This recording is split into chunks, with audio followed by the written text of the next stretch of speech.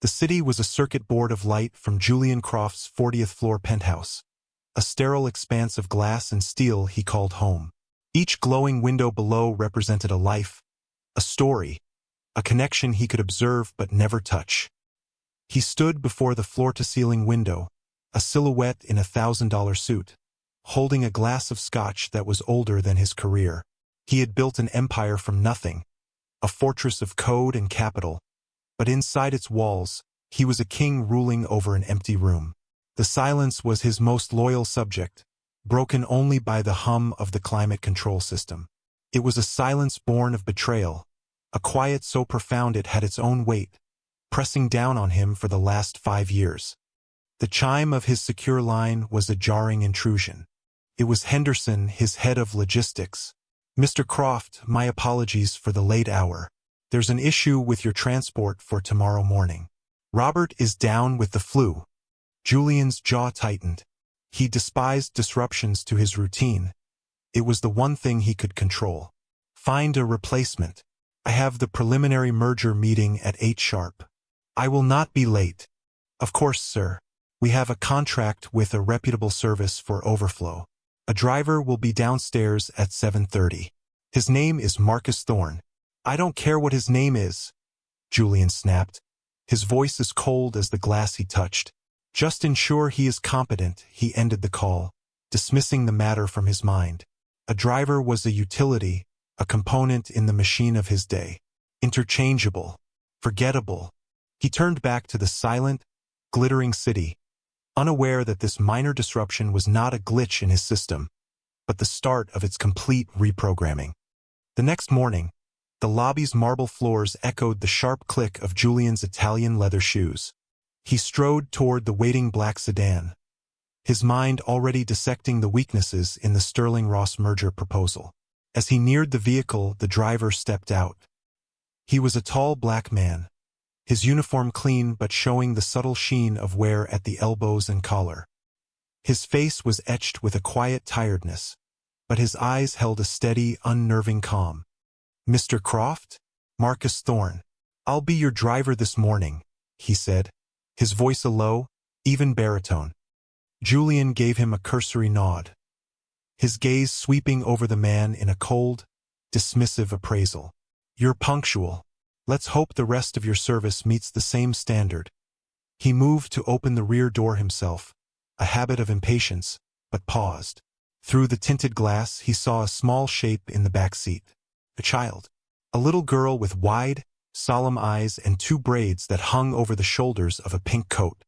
A wave of irritation washed over him. "What is this?" he demanded, his voice sharp.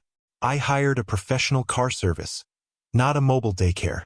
Marcus's calm expression didn't waver, but a flicker of something, defensiveness, maybe shame, crossed his features.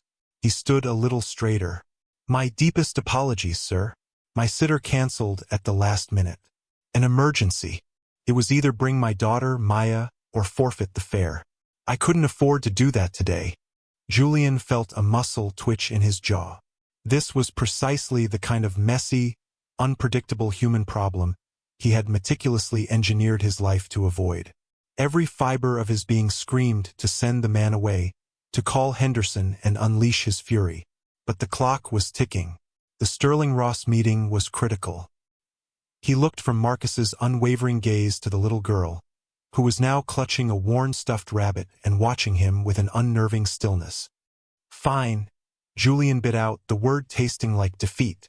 "But she is to be silent. I have work to do." He slid into the car, deliberately taking the far side, creating as much distance as possible. The scent of leather was faintly mingled with something else. The clean, sweet scent of a child's shampoo. It was unfamiliar, disruptive. The car pulled smoothly into traffic. Julian opened his briefcase, the metallic clicks of the latches sounding unnaturally loud in the quiet car. He tried to focus on the dense columns of figures in his report, but his attention kept drifting. He was acutely aware of the 2 other heartbeats in the vehicle. He could hear the soft rustle of the girl's coat, the faint, rhythmic sound of Marcus's breathing. In his peripheral vision, he saw the girl, Maya, hold up her stuffed rabbit to the window, silently showing it the passing skyscrapers. Marcus drove with an easy, focused grace, navigating the snarl of morning traffic without a single jerky movement. He didn't speak. The silence from the front of the car was professional, but the silence from the small passenger beside him felt different. It wasn't empty, it was watchful. After 10 minutes of this tense quiet, the little girl's voice, soft as a whisper, broke the stillness. Bun Bun thinks the buildings are giants sleeping standing up. Julian froze, his pen hovering over a spreadsheet. He didn't look up. Is that right, sweet pea? Marcus murmured, his eyes meeting his daughter's in the rearview mirror. A brief, warm smile transformed his tired face. What else does Bun Bun think? He thinks that man, she whispered, and Julian knew she meant him, is a giant too, but he's sleeping with his eyes open. Julian's head snapped up. His gaze met Maya's in the mirror. Her eyes, wide and dark, held no judgment, only a simple, profound observation. It was the kind of truth a child could speak that an adult would never dare. A sleeping giant. It was a disturbingly accurate description of his existence. He was present, powerful, but emotionally dormant. For the first time in years, someone had seen past the CEO, past the suit, and described the hollow man inside. He said nothing, merely lowered his gaze back to his papers, but the words had landed like stones in the placid, lonely pool of his soul. The numbers on the page blurred. He started requesting Marcus Thorne by name. He told himself it was for the sake of consistency, that the man was a competent driver. It was a lie. The truth was, he was drawn to the quiet sanctuary the car became when Marcus and Maya were in it. It was a small, mobile island of warmth in his cold, sterile archipelago of a life. He learned that Maya was 7. She rarely spoke to him directly, but he would listen to her soft conversations with her father, discussions of school, of the color of the sky, of the funny shapes of clouds. Their bond was a simple, powerful thing. A language of gentle murmurs and shared smiles in the rearview mirror that Julian found himself studying with an almost academic fascination. One evening, a torrential downpour ambushed the city, turning the streets into gridlocked rivers of red taillights. A 20-minute drive stretched into an hour. The rhythmic swish of the wipers and the drumming of rain on the roof created a strangely intimate cocoon. The city's frantic energy was locked outside. "Does it ever bother you?" Julian asked suddenly, the question surprising even himself. Being stuck in this. The traffic. The schedule. Driving people like me around. Marcus glanced at him in the mirror, his expression thoughtful. "It's a job, Mr. Croft. Pays the bills. It lets me be there for Maya. That's what matters." "But is it what you wanted?" Julian pressed, driven by a strange curiosity to understand the man's quiet contentment. Marcus was silent for a long moment, navigating a tricky merge. "No," he said finally, his voice low. "It's not. I used to have my own shop. Thorne and Sons Auto, even though I don't have a son," he added with a soft chuckle. "I restored classic cars, gave old, broken things a new life. It was my passion. I was good at it." Julian waited. He knew there was more. Maya's mom. She left when Maya was just a toddler. Said she wasn't cut out for it. Then, about a year later, Maya got sick. Nothing life-threatening, but it required specialists, treatments insurance barely covered. And she needed me. The shop demanded 70 hours a week. I couldn't be a business owner and the father she needed me to be. Not both. So I sold it, he shrugged. A simple movement that carried the weight of 1,000 sacrificed dreams. I don't regret it. I look at her and I know I made the right choice. Some things are more important than fixing cars. Julian stared at the rain-streaked window, seeing not his own reflection but the stark contrast between their lives.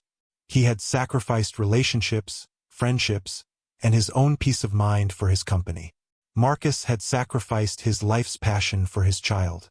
One of them was truly rich, and Julian was beginning to understand it wasn't him. The first crack appeared in the foundation of his fortress. This man's quiet integrity was a force more powerful than any market trend Julian had ever mastered. The dynamic in the car began to shift. The space between them, once a gulf of class and status, started to shrink. Julian began asking about Maya's day. He learned her favorite color was yellow like sunshine, and that she loved drawing mythical creatures. One afternoon, he presented her with a professional set of colored pencils and a thick sketchbook. He handed it to her awkwardly, a gesture as foreign to him as speaking a new language. Maya didn't say thank you. Instead, she carefully opened the box, her small fingers tracing the rows of brilliant colors. She selected a bright, canary yellow pencil, opened the sketchbook, and on the first page, drew a small, smiling sun next to a very tall stick-figure giant. She wordlessly held it up for him to see. It was more eloquent than any thank you he had ever received. A week later, Julian's own high-end sedan, a marvel of German engineering, refused to start in the parking garage of his office. He was about to call for a tow when Marcus, who had been waiting for him, got out of his own car. "Pop the hood, Mr. Croft," Marcus said, rolling up his sleeves. Within minutes, Marcus had diagnosed the problem. A loose terminal connection, simple but debilitating. His hands moved with a dancer's precision and an expert's confidence, a stark contrast to his gentle demeanor behind the wheel. He tightened the connection, and the engine roared to life on the first try. "All set," Marcus said, wiping his hands on a rag he produced from his pocket. He smiled, a genuine, easy smile. They build these things with a million computers, but sometimes it's the simple things that stop them. Julian looked from the purring engine to the man standing before him, grease on his knuckles and quiet satisfaction on his face. He saw the passion Marcus had spoken of, the ghost of the man who brought broken things back to life. In that moment, Julian felt a pang of something he could only identify as envy. The fragile trust that had been building between them finally gave Julian the courage to share his own story of breakage. On another long, quiet drive, with Maya asleep in her car seat, the city lights painting fleeting patterns across his face, Julian found himself speaking of the betrayal that had defined him. "I didn't build my company alone," he began, his voice barely above a whisper. "I had a partner, Richard Sterling. He was my best friend, closer than a brother. We started in a garage, just two kids with an idea. I was the architect, the coder. He was the face, the salesman. We were going to change the world."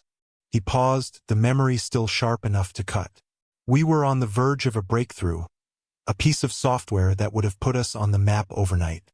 I trusted him with everything. The code, the business plan, my life. I was engaged at the time. Her name was Amelia." Marcus listened, his eyes on the road but his entire presence focused on Julian.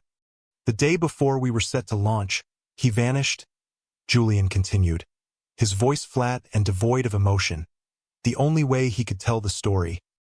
"He took the code, registered the patents in his name alone, and started his own company. Sterling Ross. And Amelia, she went with him. They had been having an affair for almost a year. He didn't just steal my work. He stole my life, my future, my ability to trust another human being." He fell silent, the confession hanging in the air. He had never told anyone the entire story, not even his therapist. But telling Marcus felt safe. "Some things that get broken can't be fixed," Julian said, the bitterness a familiar taste in his mouth. "You just learn to live with the pieces. Or," Marcus said softly after a long silence, "you find a way to build something new with them, something stronger." The words were simple, but they landed with profound weight. Just as this new piece began to settle in Julian's soul, the ghost of his past materialized. Richard Sterling, now a titan of the industry and a ruthless competitor, had initiated a hostile takeover bid for Julian's company.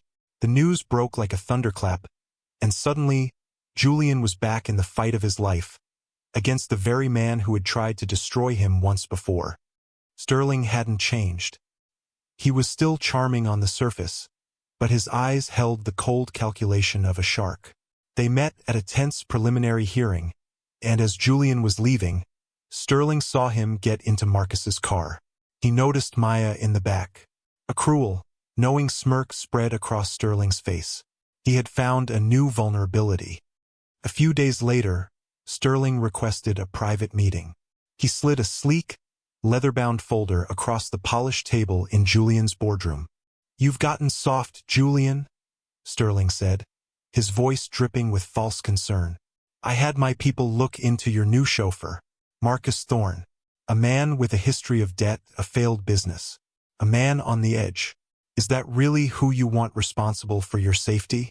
For the safety of your company's image?" Inside the folder were copies of Marcus's old credit reports, highlighting the medical debts he had accrued for Maya.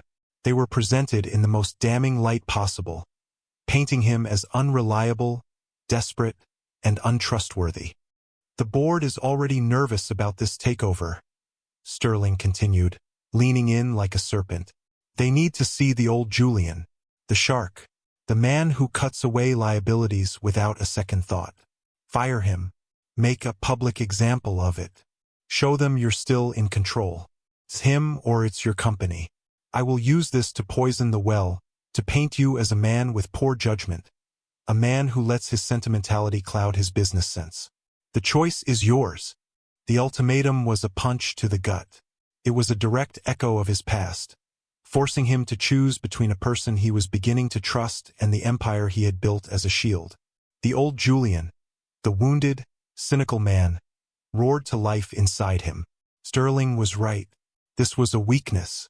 Trust was a liability. He had learned that lesson in the most brutal way possible. The next day, the ride was suffocatingly silent. Julian sat rigidly in the back, the folder from Sterling a lead weight in his briefcase. He was cold, distant, his face a mask of stone. He could feel Marcus's questioning glances in the mirror, could see Maya's confusion as she looked at him, her usual quiet smile absent.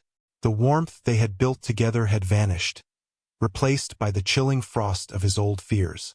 He was a sleeping giant again, and the dream of connection was fading. He was going to fire Marcus. He had to. It was the only logical, self-preservational choice. He was on his way to the final, critical board meeting where the fate of his company would be decided. He had to be ruthless. He had to be the man Sterling expected him to be. As the car sped down the avenue, he cleared his throat, the words of dismissal catching like burrs. "Marcus, He never finished the sentence. A screech of tires, the horrifying blare of a horn, and then a brutal, deafening impact. A massive delivery truck had run a red light, T-boning their sedan and sending it spinning across the intersection into a steel traffic pole. The world became a chaotic symphony of shattering glass, twisting metal, and sudden, violent darkness. Julian's head swam. The smell of gasoline and smoke filled his lungs. His arm was throbbing, likely broken, but he was conscious. He looked around the mangled interior of the car. In the front, Marcus was slumped over the steering wheel, a gash bleeding freely on his forehead. In the back, Maya was crying, a terrified, high-pitched sound, her leg pinned by the crumpled door. Across the street, another car had swerved to avoid the collision and hit a lamppost. The driver's door opened and Richard Sterling stumbled out, miraculously unharmed.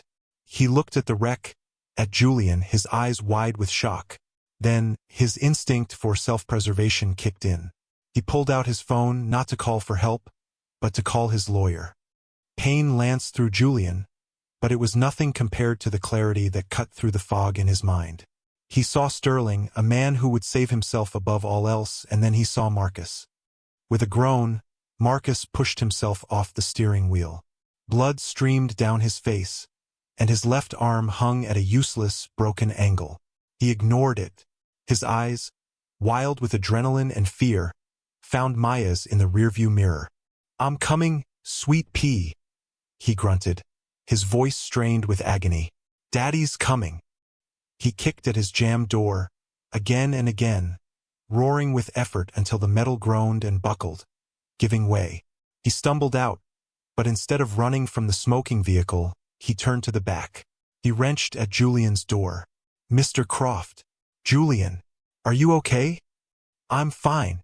Get your daughter," Julian yelled, his voice hoarse. Marcus didn't hesitate. He tore at Maya's crushed door, pulling at the bent metal with his one good arm, his face a mask of superhuman determination. He finally ripped it open enough to squeeze inside, unbuckling her and shielding her body with his own as he carefully pulled her from the wreckage. He carried her to the safety of the sidewalk, his broken body moving with a singular, love-fueled purpose. But he wasn't done. He turned and limped back to the car, which was now hissing, a small flame flickering from under the hood. "We have to get you out," he yelled at Julian.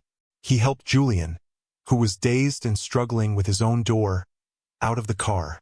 Leaning on Marcus's good shoulder, they staggered away from the wreck. Seconds later, the car's engine erupted in a whoosh of flames. Safe on the pavement, Julian looked at Marcus, who was now kneeling, cradling his crying daughter, murmuring to her, his face pale from blood loss and pain.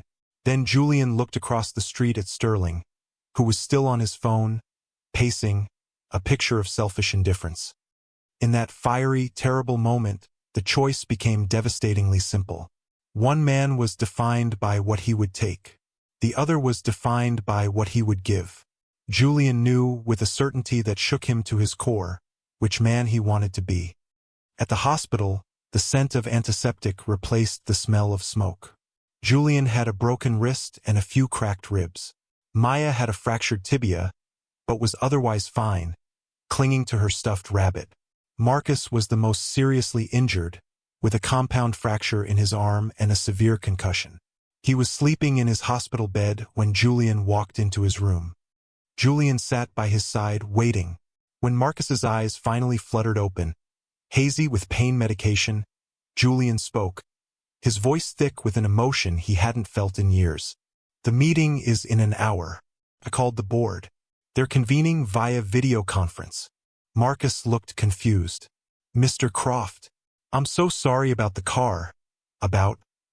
"Don't," Julian said, holding up his good hand. "Marcus, you saved us. You saved my life." He took a deep breath. "Sterling was right about one thing.